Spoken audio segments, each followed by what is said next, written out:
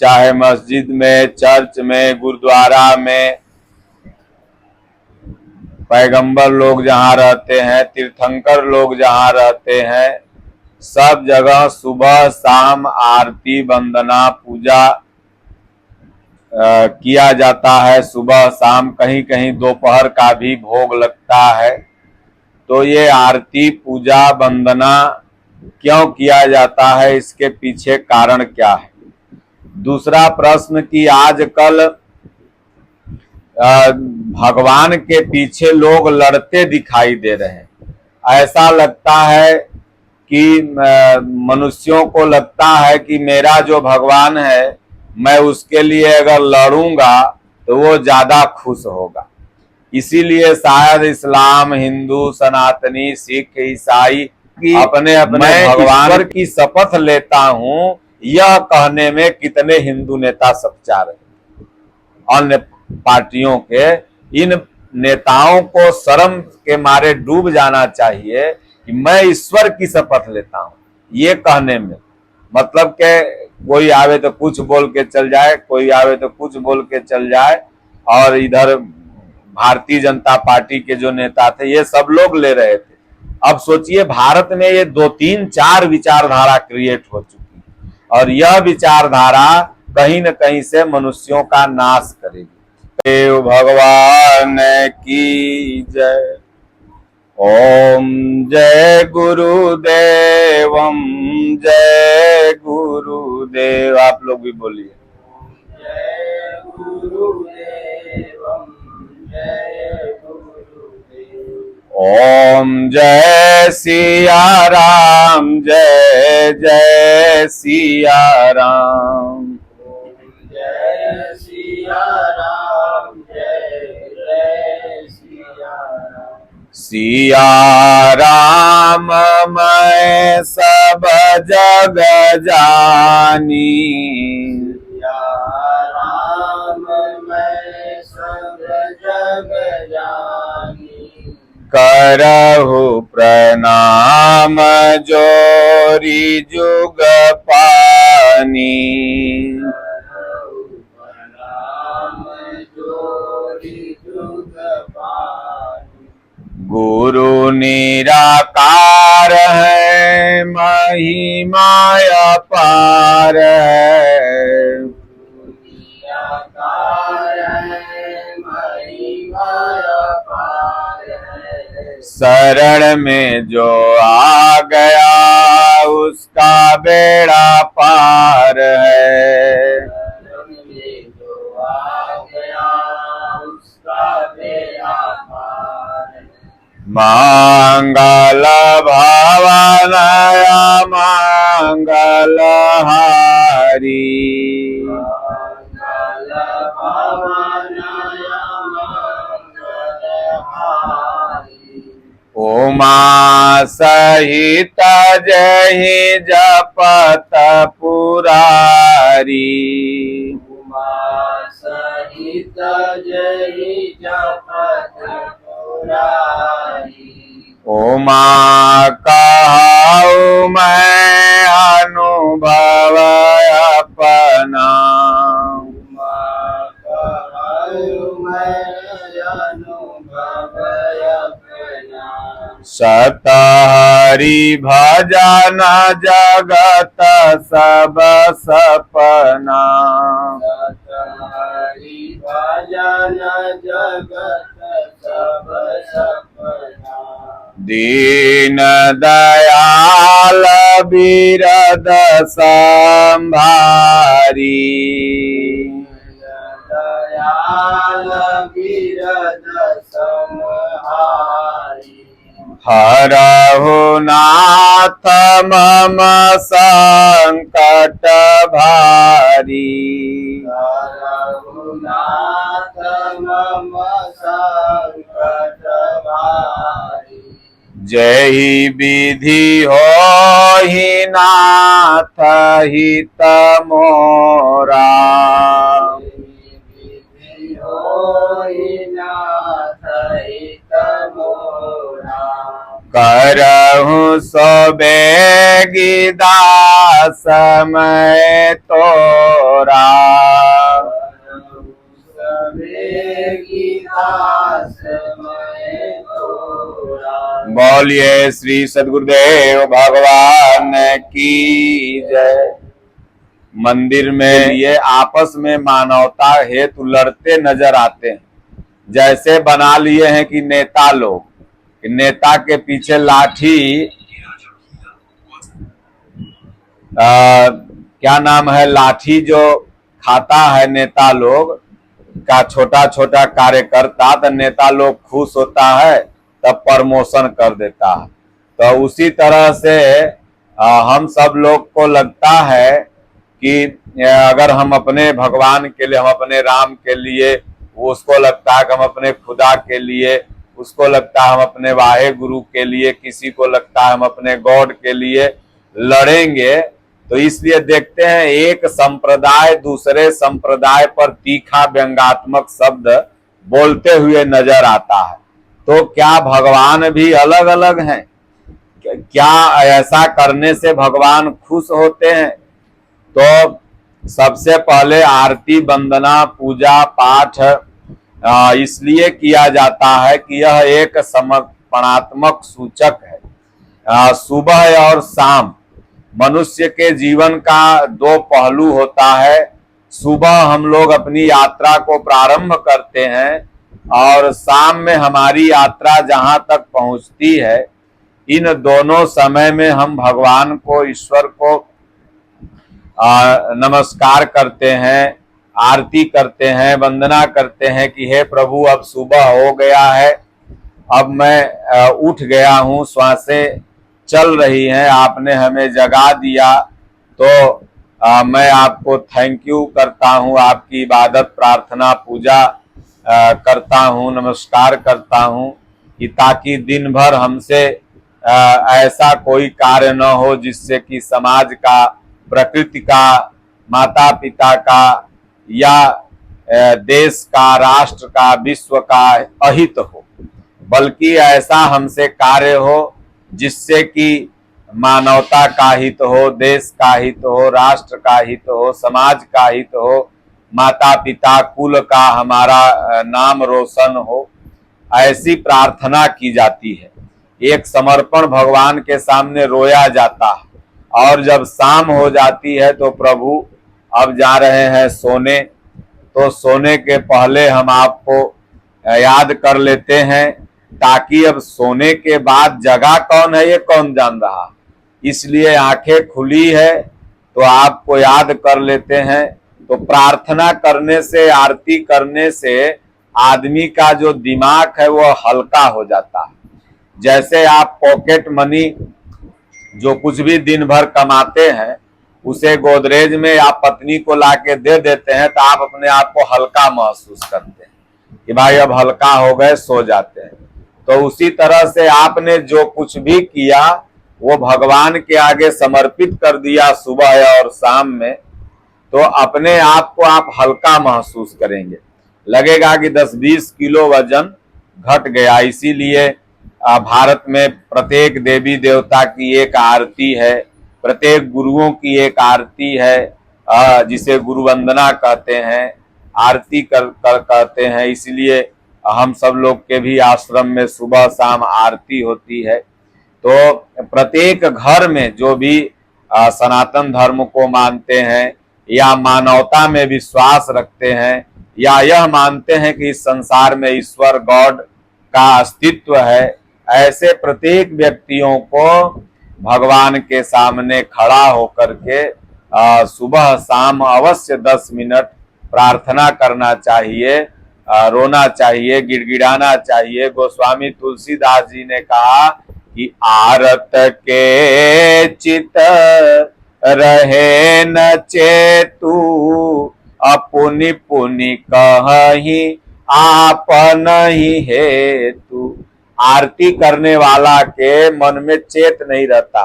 बहुत से आप देखिए वृंदावन में, अयोध्या धाम में, मंदिर में लोग जाते हैं, कितने लोगों को देखते हैं कथा में बैठे रोने लगते हैं, भगवान के सामने आंसू निकलने लगता है। कितना उनका सुंदर भाव है। हमारे पूज्य दादा गुरु महाराज भी कहते थे कि गदगद गिरा नयन बह नीरा। जब भगवान के सामने, गुरु के सामने, इष्ट के सामने आरती करते हुए, प्रार्थना करते हुए जब आंखों से आंसू बहने लगे, तब समझ लो कि आपका भजन जागृत हो गया है, आपका भाव पूर्ण हो गया। तो आरत के चित रहे न चेतु। आर्त व्यक्ति जो आरती करने वाला होता है, आर्त माने दुखी व्यक्ति, उसके पास चेत नहीं रहता। वो पुण्य पुण्य कहे आपने हेतु, जो उसका जिससे कल्याण हो जाए वही बार बार भगवान के सामने अपनी विनती करता है। तो इसलिए हर व्यक्ति को, हर मनुष्य को सुबह शाम आरती करो। और युवाओं को चाहिए उसके बाद अपने माता पिता को जो जन्म देने वाले हैं उनका भी पैर छू के प्रणाम करे, दादा दादी को प्रणाम करे। उसके बाद जो अगल बगल अगर कोई आपका रह रहा है आपसे बड़ा, वो दिखाई दे दिया तो उसे प्रणाम करे। देखिए भारत की बड़ी एक वैज्ञानिक परंपरा, आध्यात्मिक परंपरा रही है कि सुबह में मतलब कि जब कोई भी निकल जाता है तो चचा प्रणाम, कक्का प्रणाम, दद्दा प्रणाम, खुश रह बुआ, जा आशीर्वाद। क्या ये कितनी सुंदर, हरियाणा में आप जाइए राम राम जी, राम राम जी। तो ये कहीं न कहीं से महापुरुषों की प्रारंभ की हुई परंपरा है। अब आज सब विलुप्त होता जा रहा। आज तो रास्ता चल रहा है मोबाइल देख रहा है, कौन चचा गुजर गए, कक्का गुजर गए, पता ही नहीं। प्रणाम क्या करेगा? अब प्रणाम करेगा भी तो ठेंगुना के ऊपर, झुकल नहीं जाएगा, लगा कि कमर में एक बेल्ट बांधल। तो ये परंपराएं समाप्त होती जा रही हैं। क्यों? क्योंकि लोग संस्कृति को भूलते जा रहे हैं। सलाम, आदाब, दुआ, बंदगी, प्रणाम, नमस्कार, दंडवत सब भुलाते चले गए। अब दूसरी बात जो मैंने प्रश्न उठाया कि आज देखिए मोबाइल में चाहे टीवी में आपस में एक दूसरा धर्म आपस में लड़ रहा है, और लड़ करके ये सोचता है कि हम साथ भगवान को खुश कर लेंगे, अपने अपने भगवान को हम खुश कर लेंगे, जो कि भगवान खुश हो ही नहीं सकता, क्योंकि मजहब नहीं सिखाता आपस में बैर करना। अगर किसी को दुख दे करके आप भगवान को खुश कर रहे हो तो भगवान खुश होगा नहीं। न खसी चढ़ा के खुश कर सकते हो, न बकरा चढ़ा के, न किसी काफिर को मार करके तुम्हें जन्नत मिल सकती है। ये परिभाषा ही हम सब लोग अलग संप्रदाय वाले गलत समझ बैठे हैं। गीता में भगवान श्री कृष्ण स्पष्ट कहते हैं अर्जुन कि मैं सभी भूत प्राणियों के हृदय में निवास करता हूं। अगर कोई भी प्राणी, किसी भी प्राणी को, इंसान छोड़ो किसी जीव को भी अगर दुख दे रहा है तो अर्जुन वह मुझे दुख दे रहा है। तो जब आप किसी को भी दुख दे रहे हैं वो दुख भगवान तक पहुंच रहा है, तब आप कैसे कह सकते हैं कि हमने भगवान को खुश कर लिया? क्योंकि सिया राम मैं सब जग जानी, करहूं प्रणाम जोरी जुग पानी। तो इसलिए प्रत्येक जो धर्मावलंबी हो, वो किसी भी संप्रदाय के हो, उनको यह चाहिए कि हर नागरिक के अंदर, हर व्यक्ति के अंदर अपने संबंधित इष्ट को देखते हैं। अगर तुम खुदा को मान रहे हो तो तुम्हारा खुदा सर्वत्र है। अगर तुम राम को मान रहे हो तो तुम्हारा राम सर्वत्र है।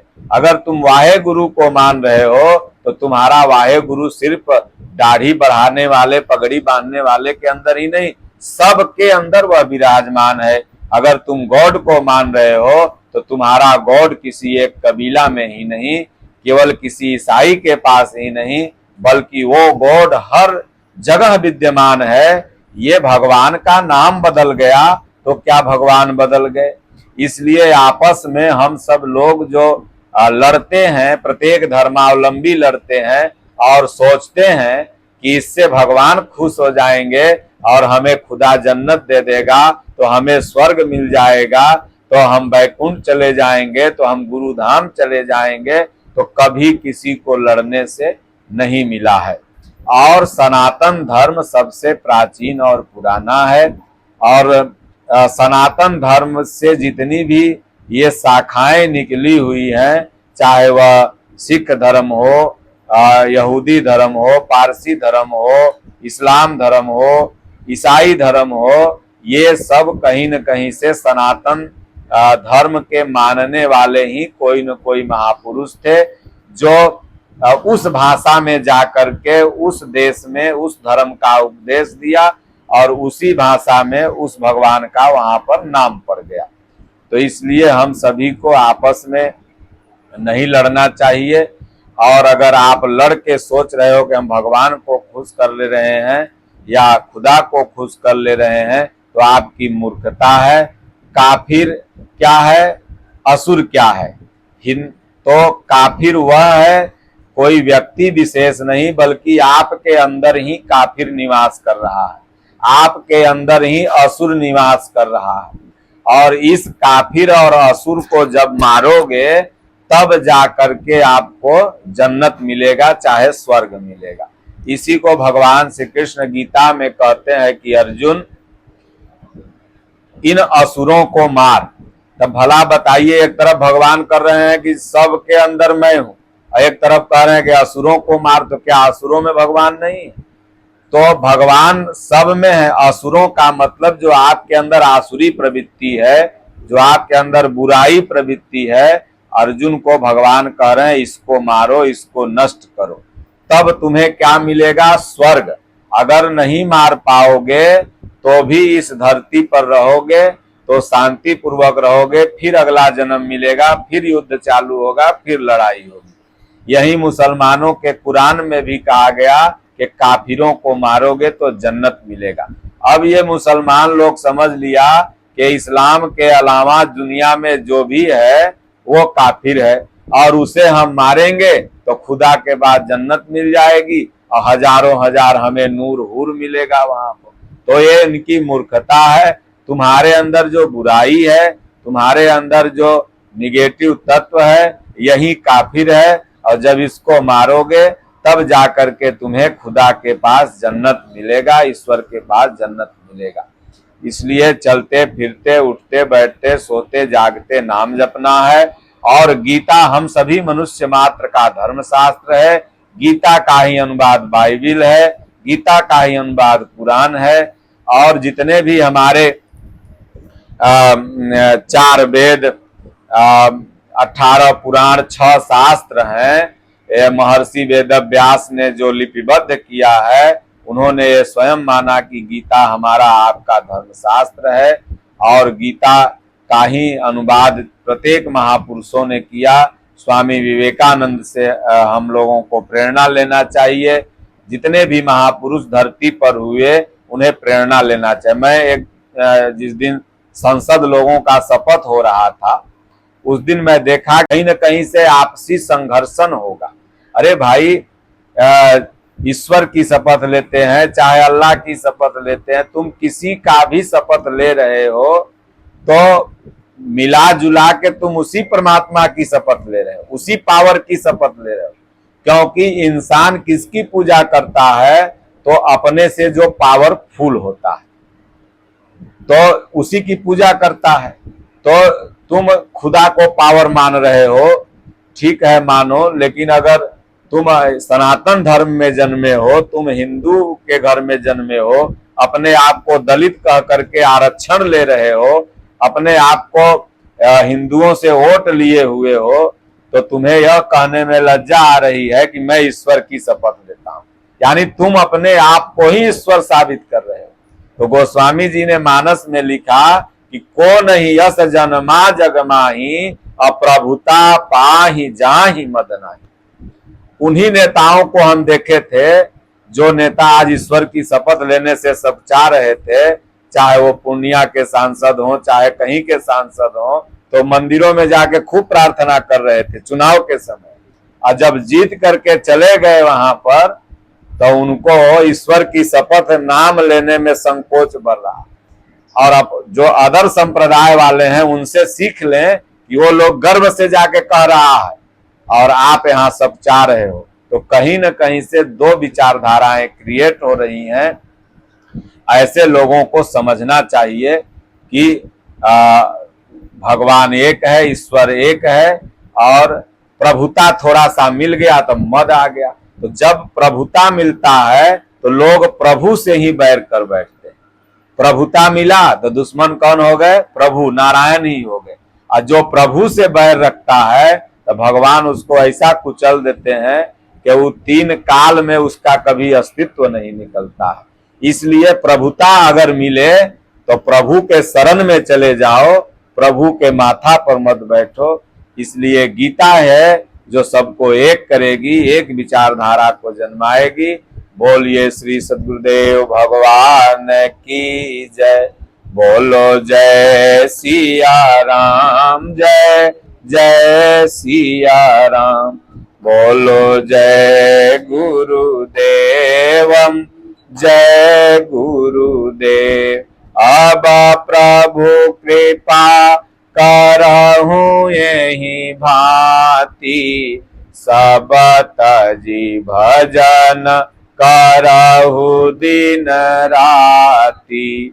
दीन दयाल बिरद संभारी, हरहु नाथ मम संकट भारी। बोलिए श्री सद्गुरुदेव भगवान की जय।